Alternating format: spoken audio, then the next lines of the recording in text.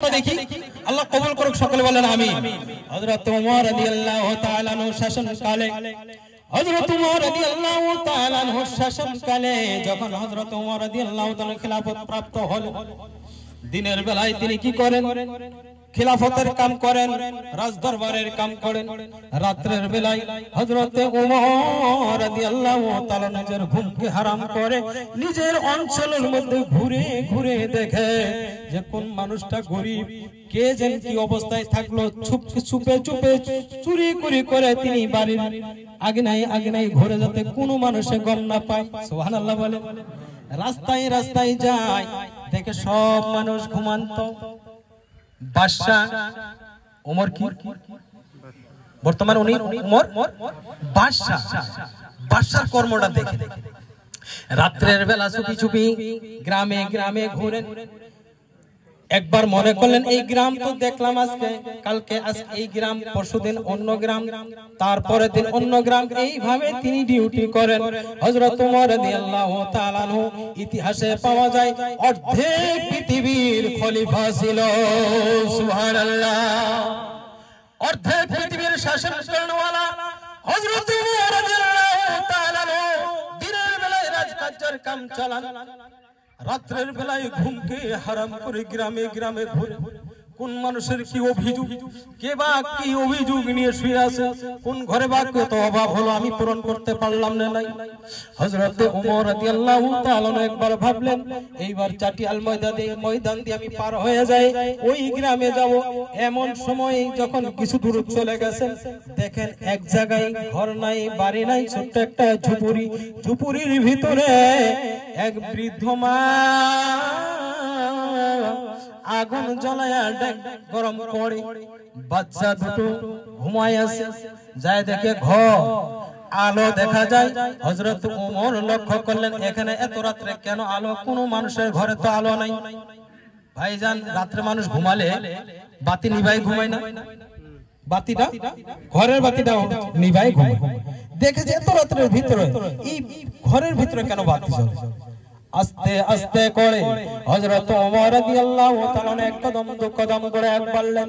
আগ বাড়ার পরে যায় দেখে এক বৃদ্ধ মহিলা তিনি কি করতেন, চুলার ভিতরে একটা ডেক দিয়ে আগুন জ্বালাইতেছে। এমন সময় একটা বাচ্চা জাগৃত হলেন, বলে ও আম্মা, এখনো হয় নাই, খিদাই বাসিল। সুবহানাল্লাহ বলুন, আর জোরে বলুন সুবহানাল্লাহ। অত গভীর রাত্রে যদি পেটে খিদা থাকে, সন্তানের কি ঘুম আসে? কথা বলেন, ঘুম আসে না। সন্তান বারবার জাগায়, কিন্তু ওই বৃদ্ধ মহিলার কোনো খাবার নাই। সন্তানকে সান্ত্বনা দিবার জন্য ব্যাগের ভিতরে শুধু পানি গরম করতেছে। পানি গরম করে বলে, বাবা আমি এই যে জোগাড় করতেছি, তোমরা সব ঘুমাও, অল্প সময় ঘুমাও। বাচ্চা আশায় ঘুমায় গেল, আবার জাগে, আবার কয় মা হয় নাই, বলে এখনো হয় নাই। এই কথা হযরত ওমর রাদিয়াল্লাহু তাআলা আনহুর কর্ণপাত হয়ে গেল। ওমরে কয়, আরে আমি ওমর অর্ধেক খলিফার বাদশা, আর আমার দেশে আমার একজন রাজকীয়, আমার একজন কর্মচারী, আমার দেশের লোক একজন অনাহার থাকবে, এটা তো হইতে পারে না। ওমর চোখের পানি ঝেড়ে সরাসরি চলে আসলেন বাইতুল মাল নিবার জন্য। বাইতুল মাল নিবার আসার জন্য যখন বাড়িতে আসলেন, আসে বাইতুল মাল নিবেন, এমন সময় একজনকে ডাক দিলেন, তোমরা কোথায় আছো? সহচারী কর্মীগণ তারা উঠে বসলেন, হুজুর এত রাত্রে কি করেন? বলে এক বস্তা আটা ভরাও। একটা বস্তা আটা ভরো। বলে হুজুর রাত্রে আটা দিয়ে কি করবেন? বলে আমি কথা বলছি, তুমি আটা ভরাও, দেরি করো না, আটা ভরাও। আটা ভরানো হলো, বলে আমার মাথায় উঠাই দিল। সুবহানাল্লাহ। অর্ধেক পৃথিবীর খলিফা হযরত ওমর রাদিয়াল্লাহু তাআলা বলে, এই তুমি কথা বলিও না, আটাটা বস্তার মধ্যে ভরে আমি ওমরের মাথায় উঠাই দিল। হযরত ওমর রাদিয়াল্লাহু তাআলা আটার বস্তা নিয়ে রাত্রি ওই বাড়িতে গিয়া হাজির হইলেন। ডাক দিলেন, এই ঘরে কে আছে গো? সালাম দিলেন, ওয়া আলাইকুম আসসালাম। বলেন কে? বলে আমি যুবক, নাম বললেন নাই, কি বলছেন? আমি একজন যুবক। আপনি দরজা খুলেন, দরজা খোলা হলো। বললেন মা গো, আপনার ঘরে বোধহয় কিছু খাবার নাই, এই যে আমি আটা নিয়ে আসছি আপনার বাচ্চাদেরকে খাওয়ান। ভাইয়েরা আমার, এই কথা যখন বললেন, বুড়িমা অত্যন্ত খুশি হয়ে গেলেন। বাবা যুবক, তুমি অল্প বসো, আমি তোমার জন্য দোয়া করি। হ্যাঁ বাবা যুবক, তুমি বসো, আমি আল্লাহ রাব্বুল আলামিনের জন্য দোয়া করি। ওই যুবক বসলেন। ওমর রাদিয়াল্লাহু তাআলা যে বাদশা, তিনি পরিচয় দিতেছেন না, যুবক বলতেছেন। ওই যুবক বুড়িমা দোয়া করে, আল্লাহ এই গভীর রাত্রে তোমার কি মহিমা, তোমার কি কুদরত বুঝতে পারি। আমার বাচ্চা অনাহারে আজ না খেয়ে ঘুমাইছে, বারবার বলতেছে আল্লাহ তোমার কি দয়া, তুমি কিন্তু কত দয়ালু আল্লাহ, তোমার দয়ার সীমা নাই, তুমি যুবককে দিয়া আমার ঘরে আটায় পৌঁছায় দিছো। দোয়া করলেন। আমি জানি না, ওই বৃদ্ধ মহিলা বলেন, আমি জানি না এই দেশের যে কে বাদশা বোধহয় ভালো না, বাদশা অত একটা ভালো না। যদি বাদশা ভালো হইতে আমার খবর নিত। যুবক নিজে শুনতেছে, সুবহানাল্লাহ। যুবক কিন্তু নিজেই, উমর পরিচয় না দেওয়ার কারণে যুবকের সামনেই কথা বলতেছে। এই কথা না বলতেছে, এই দেশের বাদশা অত একটা ভালো না, কারণ যদি বাদশা ভালো হতো আমার খবর নিত। যুবক রে, তুমি কোথায় থেকে আসলা? বলে আমি মদিনা থেকে আসছি। সুবহানাল্লাহ বলেন। তখন তিনাকে বললেন, যুবককে বললেন, এই দেশের বাদশাকে? হযরত উমর। সুবহানাল্লাহ বলেন।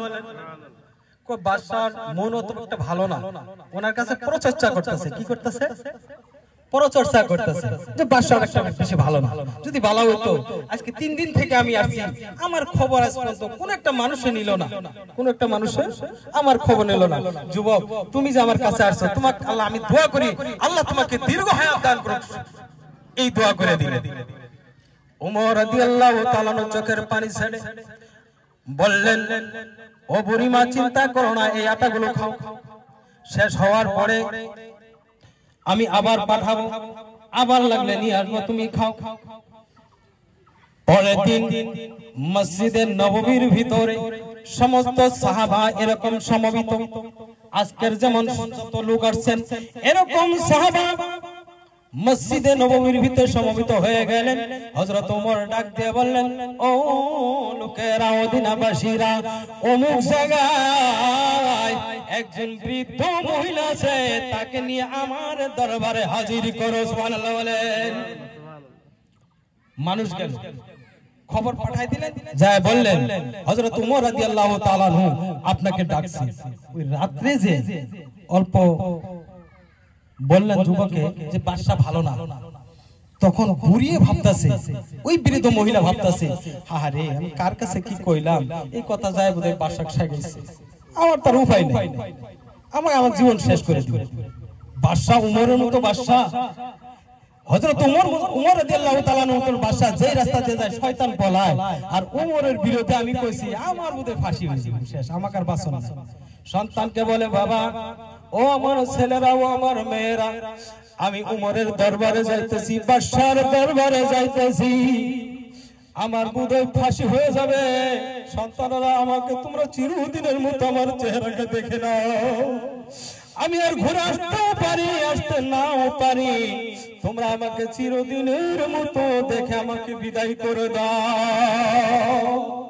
আমার ভাইজান বুড়িমাকে নিয়ে যখন মদিনার মসজিদে নববীতে হাজির হয়ে গেলেন, হযরত ওমর রাদিয়াল্লাহু তাআলা ওই যুবক সিংহাসনে বসে আছে।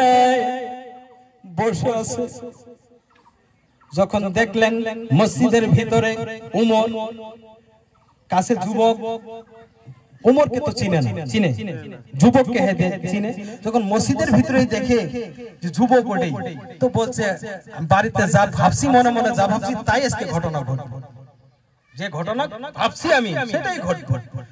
ডাক দিছে, ও বুড়িমা। গেছে, বলে সর্বনাশ, বাদশার কাছে এই যুবক তো কথা কই ফেলেছে, আমার তার বিপদ, উপায় তো নাই। এমন সময় ডাক দিলেন, বুড়িমা একবারে আসেন। গেলেন, বলে ও বুড়িমা, আপনার কি অভিযোগ? আপনি রাত্রে যার বিষয় অভিযোগ করেছিলেন, যার বিষয় আপনি কথা বলেছিলেন, যে বাদশার কথা খারাপ বলেছিলেন, যে যুবকে আপনার ঘর পর্যন্ত আটা পৌঁছাইয়া দিছে, ওই যুবকে আমি উমর। ওই বুড়িমা দেরি করলেন না, সঙ্গে সঙ্গে হযরত উমরের কদমে পড়ে গেলেন। বল বাবা রে, জানি নাই অর্ধেক পৃথিবীর শাসন করনেওয়ালা একজন বাদশা এত রাত্রে নিজের মাথার ভিতরে করে আটা নিয়ে, মাথার উপরে আটা নিয়ে গরিবের বাড়ি বাড়ি ঘুরে, তার মতো সব বাদশার পৃথিবীর মধ্যে হতে পারে না। দরুদ পড়ি আল্লাহুম্মা সাল্লি